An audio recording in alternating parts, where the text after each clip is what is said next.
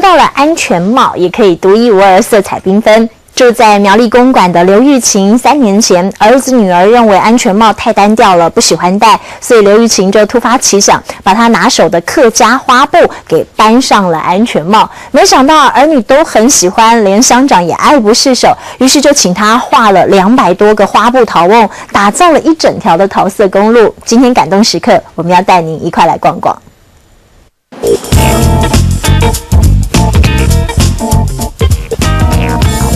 有客家花布风情，也有欧洲童话风，色彩缤纷的安全帽令人惊艳。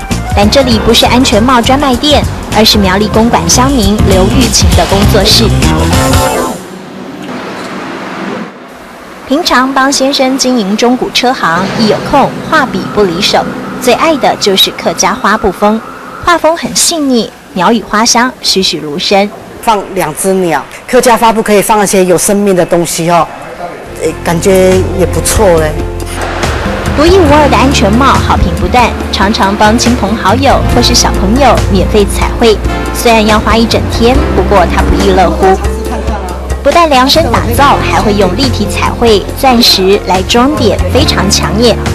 画出兴趣，连先生的伟士牌机车也成为他的画布。没想到这辆30几年的老车，还因此卖了个好价钱。我就偷偷把他摩托车画成客家花布。我先生回来说：“我的车子怎么会这样子？怎么变那么漂亮了？你早就好画了。”只是画了上百顶的安全帽，只送不卖。有这样的创意，就是因为3年前儿子女儿不喜欢戴安全帽，常常被开罚单。我就画给我小孩子，结果小孩子非常高兴啊。他不再排斥戴安全帽，还叫我说多画2顶。10年前学的国画，现在学以致用，宝贝儿子也戴上瘾，成为最佳代言人。骑上路总是能吸引目光。妈妈，我给你接到订单哦，我同学叫你画1顶给他。我说你再接订单哦，妈妈会晕倒咯。你这跟他同学画。慕名而来的还有公馆乡长彭德台，邀请刘玉琴当陶瓮彩绘师，为桃色公路装点色彩。除了花布，公馆农特产品也成了主角，草莓、茄子加红枣，2年彩绘了200多个陶瓮，连乡公所也有他的作品。免费服务乡里，当然也带来不少观光客。你看下这都很酷。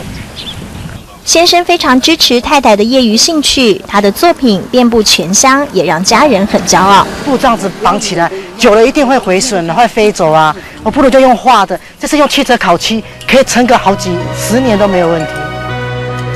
刘玉琴靠着一双巧手宣扬客家特色，也成就了自己的梦想。客家妈妈对孩子的爱，用客家花布温暖诠释。艳丽牡丹，月下安全帽，大红草莓绽放小陶罐。刘玉琴细心勾勒，圆梦的路上也酝酿一段感动时刻。